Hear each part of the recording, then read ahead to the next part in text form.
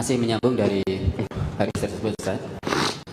Yang saya pahami bahwa dunia ini seperti bangkai, tapi kenyataannya saya sangat mengharapkan dunia ini, karena setiap harinya saya berharap ada rezeki Allah yang karuniakan pada diri saya.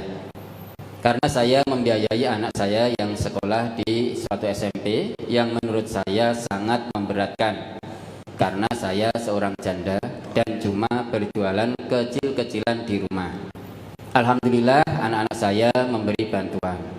Mohon tausiahnya Ustadz, sehingga saya senantiasa bisa bersyukur pada Allah Subhanahu wa Ta'ala. Ya, apa tidak boleh toh kita mengharapkan rezeki dunia ini? Boleh, tetapi ada tata caranya, ada aturannya. Kita hidup di dunia ini butuh sandang, pangan, dan juga papan untuk memenuhi kebutuhan pokok.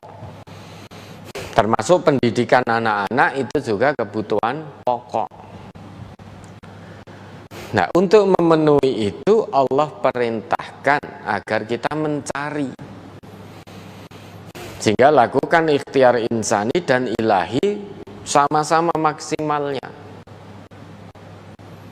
Kita diperintahkan oleh Allah untuk mencari. Nah, mencari di sini berarti ikhtiar insani, ada usaha. Karena ndonga tok, ikhtiar ilahi tok, itu juga tidak akan terwujud. Orang yang bertakwa itu tidak hanya melakukan ikhtiar ilahi, tidak hanya melakukan ikhtiar ilahi saja, ndonga terus agar diberikan, dilancarkan rezeki, tetapi tidak mau berusaha. Itu bukan orang bertakwa. Janji Allah, wa may yattaqillaha yaj'al lahu makhraja wa yarzuqhu min haitsu la yahtasib. Orang yang bertakwa itu dalam masalah rezeki bukan hanya melakukan ikhtiar ilahi tok tanpa ikhtiar insani. Jadi ilahi insaninya terus berjalan. Orang yang bertakwa itu juga melakukan ikhtiar insani dengan maksimal. Namun ikhtiar insani yang dilakukan tidak. Al-Baqarah 168. Ya ayyuhan nas kulu mimma fil ardi halalan thayyiba.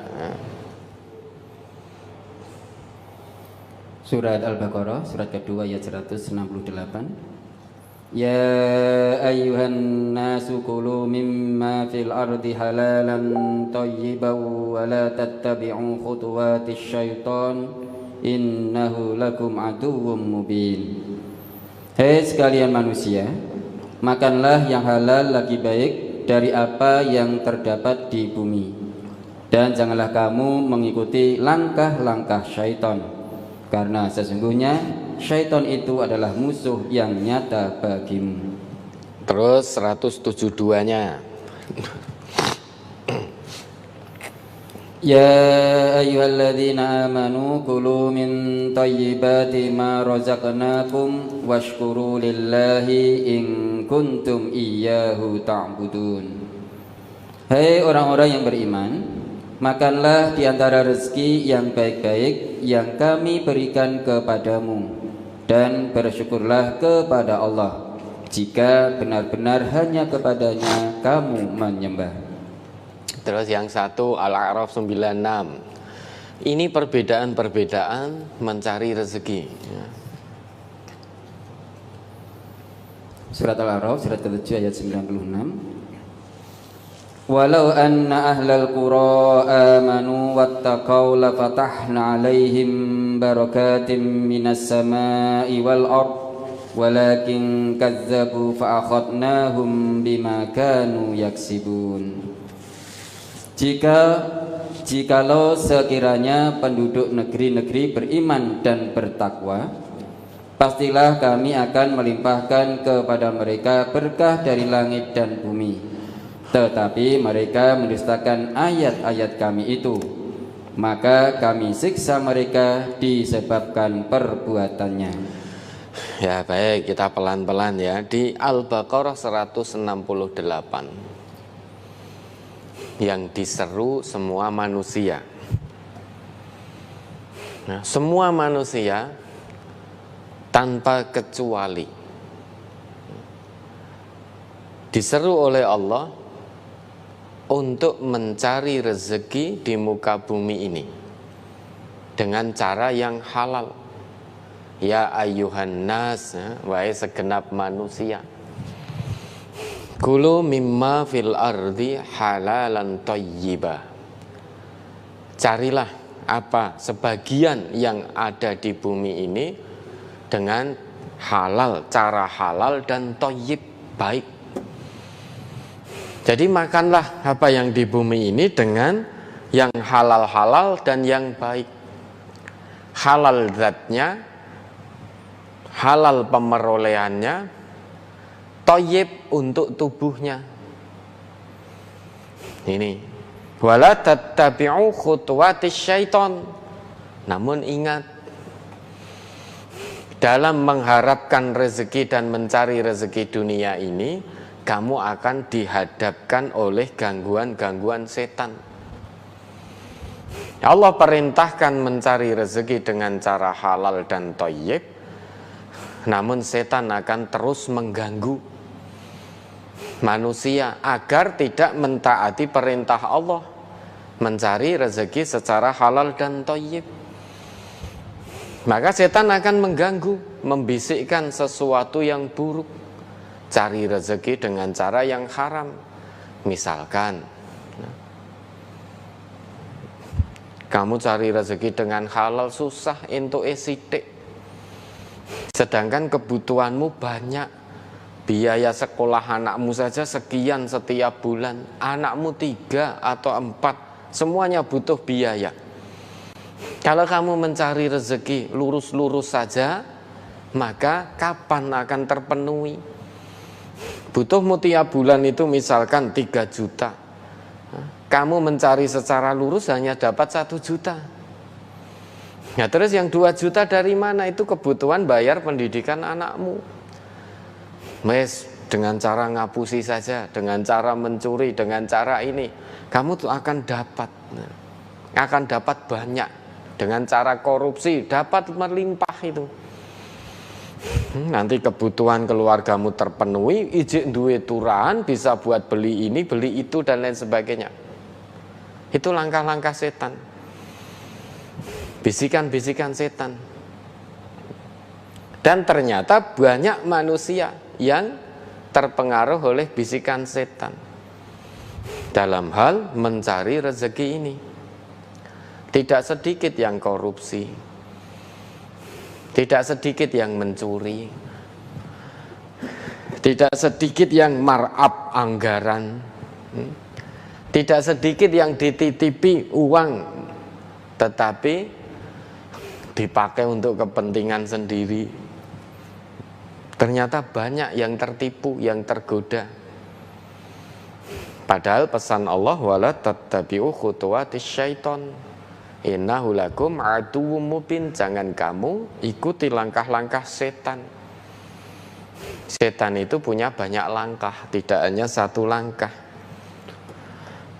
Dengan langkah pertama gagal, setan akan gunakan langkah kedua untuk menggelincirkan manusia. Itu setan, jangan diikuti. Namun banyak di antara kita, setan baru 1 langkah saja, menggunakan 1 jurus, banyak manusia yang sudah kewalahan, sudah terjerumus karena menyenangkan. Bisikan setan itu menyenangkan, sesuai dengan hawa nafsu. Bisikan setan itu tidak ada yang tidak menyenangkan, semuanya menyenangkan sesuai dengan nafsu, cocok dengan kesenangan manusia. Bisikan setan itu ya. Lah di ayat ini Al-Baqarah 168, karena sifatnya umum untuk segenap manusia, maka manusia mencarinya genteongan di ayat itu. dari pagi sampai pagi. Ada yang waktunya habis untuk mencari rezeki, karena rezekinya tidak didekatkan oleh Allah. Rezekinya tidak didekatkan oleh Allah, maka akan mencari sempoyongan, genteyongan, usahanya keras sekali untuk mendapatkan rezekinya itu, karena mencarinya tanpa iman. Itu umum berlaku bagi semua manusia yang mencari rezeki tanpa iman. Namun demikian tetap ada batasan dari Allah, cari rezeki yang halal dan thayyib. Mencarinya jangan mengikuti langkah setan. Beda ceritanya dengan yang 172. Bukan ya ayuhan nas yang diseru di 172 itu, tetapi ya ayyuhalladzina amanu.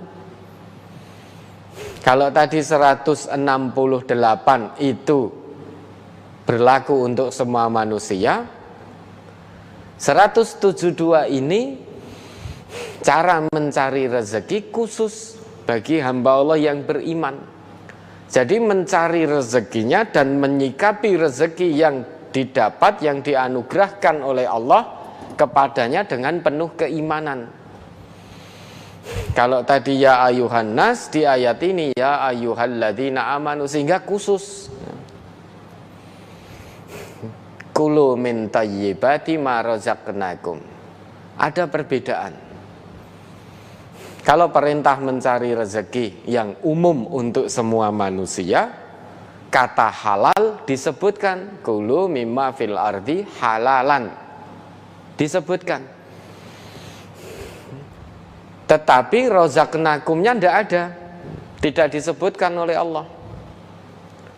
Kalau di 172 ini, karena ini tak khusus bagi hamba Allah yang beriman, bagaimana mencari rezeki, bagaimana menyikapi rezeki yang Allah berikan dengan penuh keimanan, maka kata halal tidak ada di sini. Tetapi muncul rozaqnakumnya muncul. Ini ternyata orang yang mencari rezeki dan menyikapi rezeki yang didapat dengan penuh keimanan, orang yang beriman itu tidak pernah terlintas dalam benaknya sedikit pun mencari rezeki dengan cara haram. Sudah otomatis orang yang beriman betul, imannya sodik itu, betul-betul iman, itu niscaya akan mencari rezeki dengan cara halal. Tidak pernah terlintas dalam benaknya mencari rezeki dengan cara haram, itu tidak pernah. Maka kata halal tidak perlu disebutkan oleh Allah di sini. Orang yang beriman tidak mungkin kepikiran kemudian ngelakoni mencari rezeki dengan korupsi, dengan mencuri, palsu tanda tangan. Tidak mungkin kalau itu imannya sodik di hadapan Allah. Makanya tidak perlu Allah sebutkan kata halalnya, langsung thayyibat, min thayyibat, ma rozaqnakum, muncul rozaqnakum. Kalau 168 berlaku untuk semua manusia tadi, tidak ada rozaqnakumnya, berarti usahanya maksimal di situ. Usahanya lebih keras, mungkin bisa dari pagi sampai pagi. Waktunya habis untuk mencari, karena tidak didekatkan oleh Allah. Lah, bagi hamba Allah yang beriman, tentu tetap ada usaha, namun usahanya tidak sekeras, tidak segenteyongan umumnya manusia. Karena ini mencari rezekinya dengan penuh keimanan, yakin dengan janji Allah. Maka mengikuti petunjuk-petunjuk yang ditunjukkan oleh Allah dan juga dituntunkan oleh Rasulullah dalam mencari rezeki.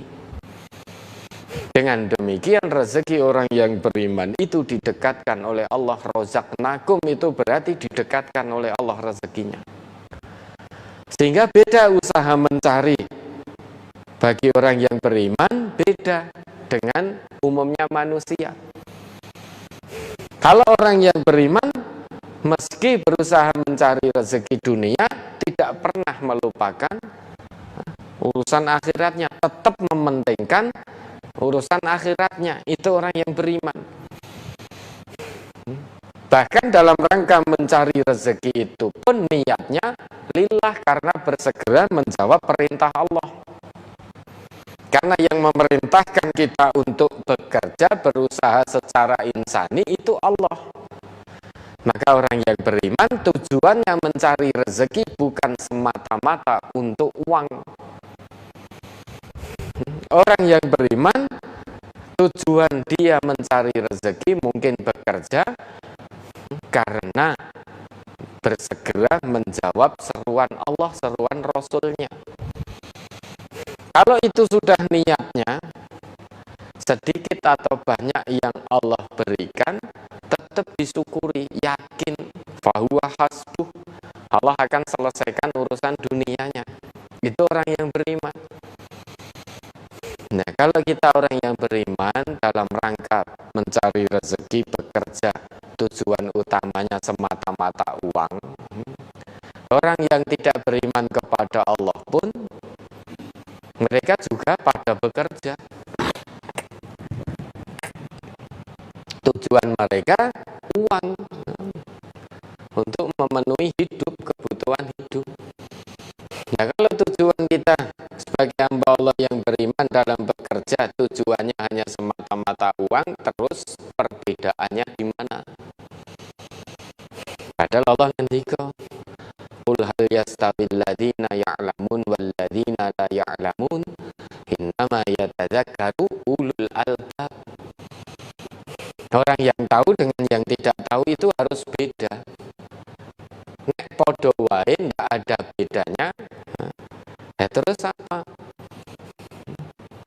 Kemuliaan orang yang beriman yang membedakan dengan yang tidak beriman. Terus apa kalau tujuan bekerja hanya semata-mata uang tujuan utamanya? Tentu harus beda. Orang yang beriman itu dalam bekerja tujuannya Allah lillah, karena Allah yang perintahkan. Maka kita bersegera menjawab perintah Allah, bangun, bangkit, berdiri, berusaha mencari nafkah dengan cara keimanan, dengan penuh keimanan, maka rezeki akan didekatkan oleh Allah. Setelah itu washkuru lillahi in kuntum iyyahu ta'budun, itu orang yang beriman. Jadi mencari rezekinya dengan penuh keimanan, setelah dapat washkuru lillah, bersyukur kepada Allah. Menyikapi rezeki yang Allah titipkan itu juga dengan penuh keimanan, penuh rasa syukur kepada Allah. Allah yang ngendika Allah, maka yakini dalam hati, yakini dulu sepenuhnya dalam hati. Yang utama itu, jangan ikuti akal dulu, jangan ikuti hawa nafsu. Wah, ini ora cukup no ngene-ngene, jangan. Itu bisikan setan. Yakini dulu, mantapkan dalam hati, ya. Yakini janji Allah ini dengan penuh kemantapan dalam hati. Mencari rezeki dengan penuh keimanan, setelah itu menyikapi yang didapat dengan penuh rasa syukur. Allah itu kalau sudah berjanji membuat satu ketetapan, mustahil bagi Allah mengingkari janji yang telah ditetapkan.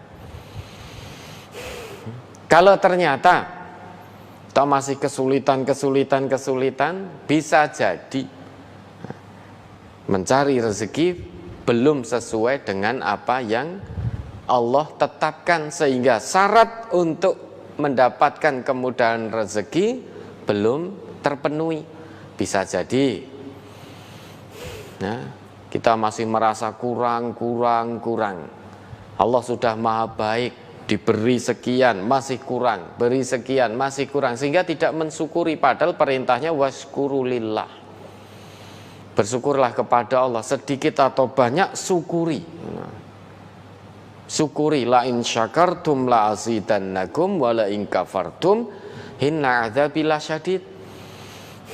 Dengan bersyukur itu Allah akan tambah. Kalau kita mengeluh dulu, ya tidak akan Allah tambah, karena tidak ada rasa syukur dalam hati kita. Mustahil Allah tambah. Wong kita tidak bersyukur. Maka syukur dulu dalam hati, tanamkan rasa syukur kuat-kuat dalam hati. Pasti ya, janji Allah otomatis akan terwujud. Kemudian lebih dahsyat lagi, Al-A'raf 96 tadi. Walau anna ahlal qura amanu wattaqau la fatahna alaihim barakatim minas sama'i wal ardh. Nah, ini fokus kita. Jalani hidup di dunia ini, tujuan utama kita bagaimana mencari berkah dari Allah. Kalau tadi segenap manusia, kemudian dengan iman, lah yang ketiga ini cari rezeki dengan iman dan takwa. Kalau itu bisa dilakukan, janji Allah la fatahna alaihim barakatim minas sama'i wal ardh. Niscaya akan kami buka untuk mereka kran-kran berkah kami dari langit dan bumi. Nah ini, jalani hidup ini fokus utamanya bagaimana mendapatkan berkah dari Allah, bagaimana agar kran berkah dari langit dan dari bumi dibuka lebar-lebar oleh Allah. Tentu syaratnya dua, yaitu iman dan takwa. Syaratnya itu. Kalau bisa iman dan takwa betul, maka Allah akan buka keran-keran berkah dari langit dan bumi. Setiap ada permasalahan, Allah berikan solusi. Setiap ada kesulitan, Allah berikan makhrajnya, jalan keluar yang benar. Anak bayar sekolah tertunda, Allah akan berikan jalan keluarnya. Bukan berarti harus jalan keluar itu harus selalu uang terus bisa untuk bayar sekolah. Bukan, bisa jadi nanti dari pihak sekolahnya memberikan keringanan. Itu jalan keluar juga dari Allah. Maka tadi ibu komunikasikan, coba usaha ikhtiar komunikasikan dulu ke pihak sekolahannya, mohon keringanan misalkan, utarakan bahwa kesulitannya ini. Bisa jadi nanti terketuk pihak sekolahnya, kemudian diberi keringanan mungkin 50% atau 70%. Ya. Itu juga makhraj dari Allah, jalan keluar dari Allah. Memang kita sebagai manusia hidup di dunia tidak dipungkiri butuh. Ya. Mengharapkan dunia itu boleh, tetapi jangan sampai dunia itu kita letakkan dalam hati kita. Kalau dunia sampai masuk ke dalam hati kita yang terdalam, maka akan terjangkiti penyakit bahan. Kalau kehilangan dunia, kehilangan peluang mendapatkan keuntungan dunia, kita akan gelo, kecewa sekali. Namun jika kehilangan peluang mendapatkan kebaikan akhirat, biasa-biasa saja. Tidak ada rasa kecewa, apalagi sedih, getun, itu enggak ada. Tapi kalau kehilangan peluang mendapatkan keuntungan dunia, kecewa sekali. Kecewa sekali. Misalkan ada yang menjanjikan, kamu jam 3 malam datang ke sini. Harus jam 3 kamu datang ke sini, pokoknya sepertiga akhir, sepertiga malam kamu datang ke sini, nanti aku beri 10 juta misalkan. Itu keuntungan dunia, iming-iming dunia. Belala sampai sana jam 4 lebih. Nah, terus yang menjanjikan tadi, janji saya itu kamu datang di sini, jangan sampai masuk jam 4. Kalau masuk jam 4, ya sudah jadi aku beri. Nah, itu banyak orang yang getun, kecewa, ngopo kok mau ya turunnya anglermen, wis pasang alarm kok tidak bangun-bangun. Umpama tangi, itu pasti aku mendapatkan 10 juta itu. Bahkan tidak sedikit manusia kalau ada yang menjanjikan seperti itu rela begadang. Piye carane ben jam 3 sampai jam 4 bisa datang ke tempat orang yang menjanjikan tadi untuk tujuan 10 juta tadi. Ditahan rasa kantuk, rasa lelah, rasa letih. Ditahan biar tidak tertidur. Itu kalau dunia sudah sampai dalam hati. Namun kalau Allah yang menjanjikan untuk kebaikan akhirat, ayo bangun. Bangun, ya ayyuhal mudassir qum fa'anzir wa rabbaka fakabbir. Ayo bangun orang yang berselimut, bangun. Wa minal laili fatahajjad bihi nafilatan lak asa ayyab'asaka rabbuka maqaman mahmuda. Janji-janji Allah yang demikian ternyata banyak orang tidak tertarik. Bahkan tidak hanya sunnahnya saja, ketinggalan wajib yuk biasa-biasa saja, kehilangan sholat wajibnya biasa-biasa, tidak ada perasaan apapun, apalagi sampai perasaan kecewa, gelo, getun, sedih hati. Tapi kehilangan 10 juta, lewatkan 10 juta tadi, gelonya luar biasa. Itu kalau dunia sampai ke hati, maka boleh mengharapkan dunia, namun jangan sampai larut dalam kehidupan dunia. Kalau sampai larut, kata Allah pasti kita akan tertipu. Kalau larut dalam kehidupan dunia sehingga dunia sampai masuk ke hati kita yang terdalam, maka kita akan tertipu. Nah, bagaimana? Cukup dunia ini kita taruh dalam genggaman tangan saja. Genggaman tangan itu segala sesuatu yang kita genggam, satu saat kita akan melepaskan genggaman itu, sehingga barang yang kita genggam akan terlepas, atau sadar atau tidak sadar genggaman itu akan terlepas dengan sendirinya. Sehingga karena hanya dalam genggaman tangan. Coba panjenengan menggenggam sesuatu itu tidak mungkin selama-lamanya jenengan genggam. Tidak mungkin, mustahil jenengan genggam begini terus. Suatu saat genggaman ini akan terlepas atau jenengan lepaskan sendiri. Itu gambarannya. Nah, dunia juga seperti itu. Satu saat akan terlepas dari kita. Tidak semua keinginan kita terhadap dunia itu terpenuhi, berarti terlewatkan, terlepas. Atau suatu saat nanti kita akan melepaskan dunia.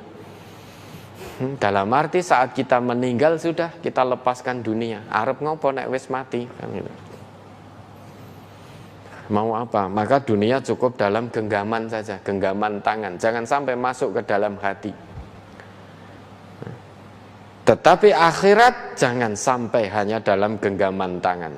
Akhirat harus masuk ke dalam hati. Sehingga kalau kehilangan atau terlewat mendapatkan kebaikan akhirat, itu gelo. Ada perasaan kecewa, sedih, menyesal luar biasa. Kenapa? Kok semalam tidak bisa bangun? Kenapa? Hari ini karena kelengahan tidak bisa duha. Kenapa hari ini subuh kesiangan? Itu kecewa gitu. Kalau bekerja masuk kantor terlambat, dipotong gaji, kecewa. Tapi kalau subuhnya kesiangan, kehilangan waktu subuh tanpa udzur yang dibenarkan agama, tenang-tenang saja, santai-santai saja, jangan terbolak-balik. Ya, akhirat harus ada dalam hati. Sedangkan dunia hanya dalam genggaman tangan saja. Sehingga kehilangan dunia tidak akan kecewa, tidak akan menyesal, tidak akan bersedih. Namun jika kehilangan kebaikan akhirat, menyesal betul.